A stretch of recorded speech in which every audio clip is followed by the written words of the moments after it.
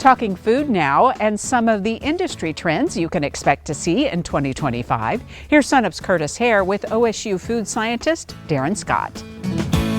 Well, the first month of the new year is almost over, and that means it's time to dive into some food trends for 2025 with our OSU food scientist, Dr. Darren Scott.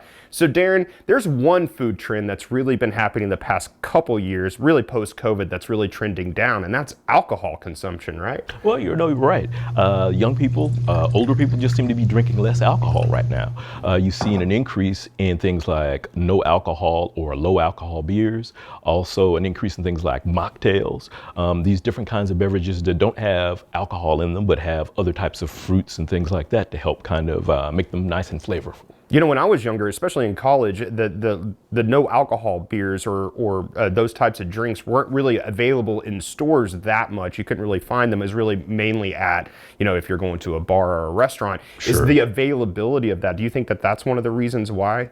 Well, you know, I think that that's right. You know, those two things kind of drive one another. You know, if something is available, more people are going to be able to have a chance to try it. And so you see these things in sort of like microbreweries where they're offering, you know, more of these kinds of, again, low alcohol or no alcohol beers, mocktails, and those sorts of things. So what's some things that are taking place of alcohol consumption? Oh, you know, that's a good question. Water, believe it or not, but we're not just talking about plain old tap water, but we're talking about things like flavored waters, electrolytes, even protein being added to different types of water to kind of make them more healthy, if you can imagine, you know, unhealthy water. Do you think that that's an overall trend too, of just like the focus on health that's kind of replacing the alcohol as well? You know, and I really think that you put your finger on it, is that sort of wellness, health, you know, well-being, and those trends are sort of bleeding over into these other categories of foods. Yeah, let's like shift really into food. So what are some food trends that you're going to see, that we're going to see in 2025 in regards to things that we're going to eat? Sure, you know,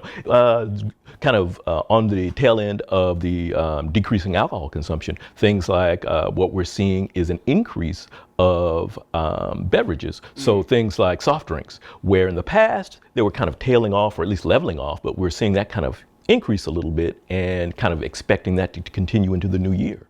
So I'm kind of curious, in regards to technology, how is that going to impact the trends? Are people going to be more interested, or are we going to see that really impact on the consumer side? Sure, you know, you're going to see more of AI, love it or hate it, in our lives, particularly in how we maybe interact with websites or apps.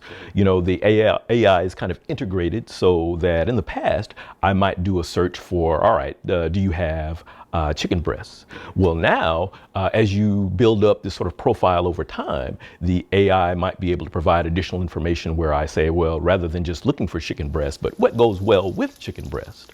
Or the AI might offer suggestions for recipes that I can make with chicken breast. And one food trend as well is seems like a lot like alcohol and then water is in the dairy industry. You know, a couple years ago, I think we had spoken with you about the rise in alternative dairy products like oat milk and almond milk. But now the dairy consumption is really shot right back up. You know, and that's right. There's going to be, I think, more of a return to sort of those nostalgic comfort foods.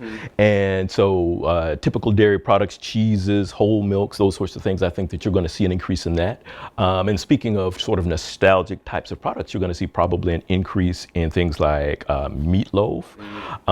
You know, that's kind of very nostalgic, but depending upon how you change up the recipe, you can make it very interesting, very new. And so I think that you're going to see kind of an increase in those kinds of foods as well. Yeah, and I might be one of those consumers who's going to hop on the meatloaf train, because I didn't really used to like it and had some not too long ago. It was quite delicious. So I just kind of want to dive into the nostalgia part of these food trends. Why do you think that is? Well, you know, there's a lot of change going on right now. And so I think that those sorts of things bring people comfort, ease, that sort of thing. And again, they're the kind of products that you can kind of gussy up, change them up a little bit, make them special. Yeah, meatloaf reminds me of the 90s, so I guess it's somewhat comforting. All right, thanks, Darren. We'll check back in with you on FoodWise in a couple weeks and see what else has happened in the food world. All right, great. All right, thank you. Darren Scott, OSU food scientist here at Oklahoma State University.